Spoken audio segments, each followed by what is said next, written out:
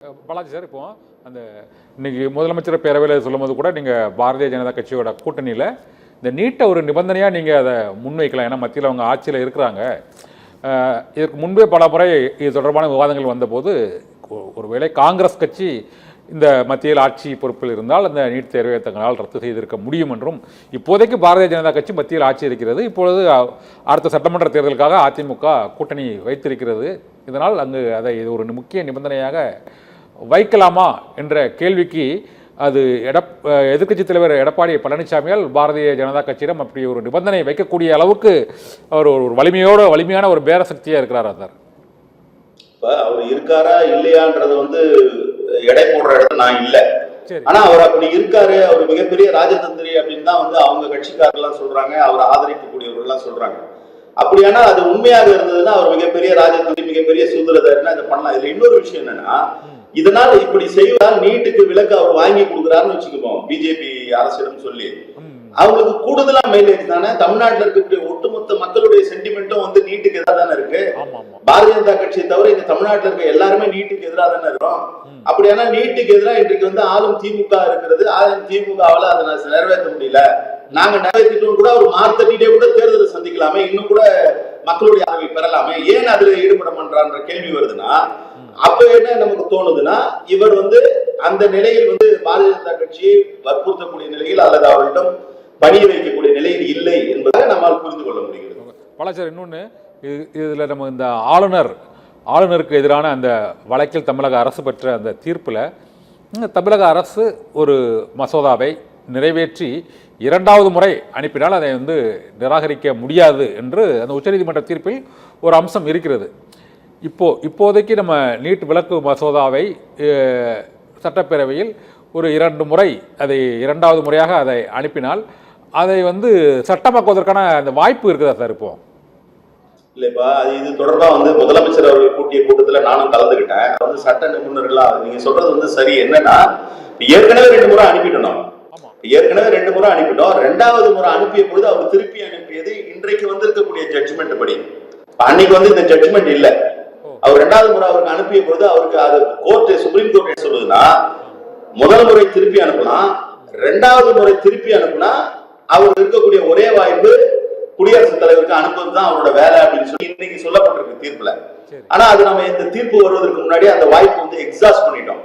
அதனால்தான் இந்த தீர்ப்பை குறிப்பிட்டு நீதிமன்றத்துக்கு சேலஞ்ச் பண்ணலாம், அவர் திருப்பி அனுப்பியதை சேலஞ்ச் பண்ணலாம்ன்ற மாதிரி அன்னைக்கு நீட்டு தொடர்பான அனைத்து கட்சி கூட்டத்தில் முதலமைச்சர் கூட்டிய அந்த கூட்டத்தில் கலந்து கொண்ட பொழுது விவாதிக்கப்பட்டது.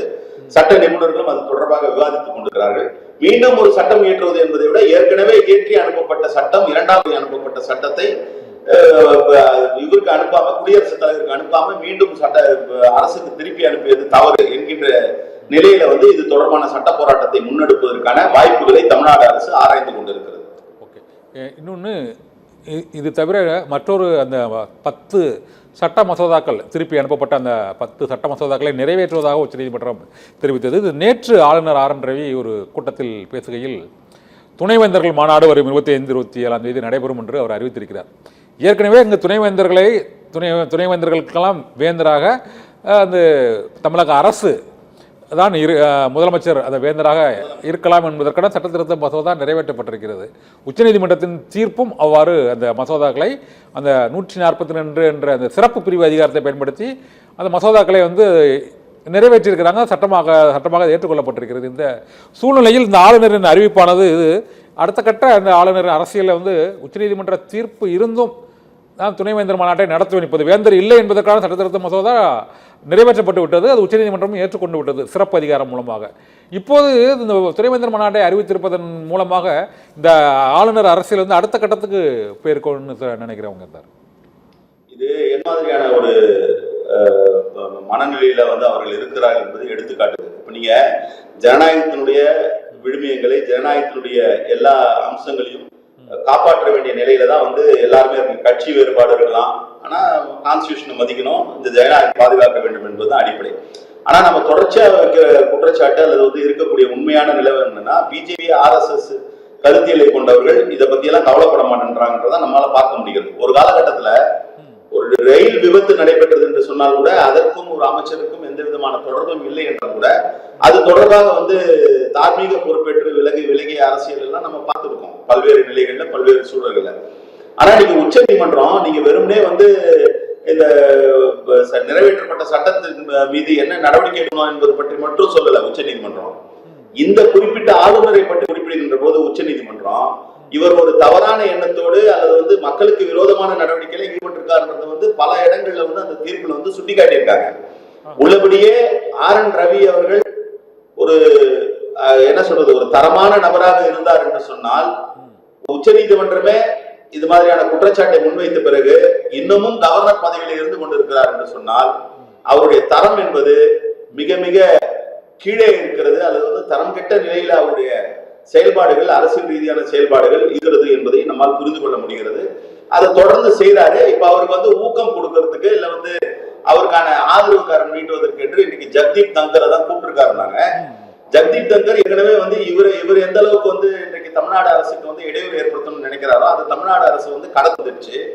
ஆனா மம்தா பானர்ஜி அவர்களுக்கு கடுமையான நெருக்கடியை கொடுத்தவர் தான் ஜக்தீப் தங்கர். அதை விட மிக முக்கியமாக அவர் இவர் எப்படி வந்து வகித்துக் கொண்டிருக்கக்கூடிய பொறுப்புக்கு வந்து சரியான முறையில இல்ல வந்து அதுக்கு உகந்த நிலையில நடந்துக்கலையோ இவர் சரியான ஆள் தான் ஜெகதீப் தங்கரும். இவர் எப்படி வந்து ஒரு தரமற்ற நிலையில இருந்த பொறுப்புல இருக்காரோ அது மாதிரிதான் அவரும் இருக்காரு.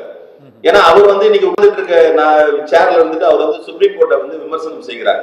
அவர் உட்கார்ந்துட்டு இருக்கிறதே ஒரு அலங்கார பதவி தான். அவர் ஒண்ணு மக்களால் இவர் எப்படி நியமனமோ நாமினேட்டடோ அந்த மாதிரி வைஸ் பிரசிடென்டும் நாமினேட்டட் தான்.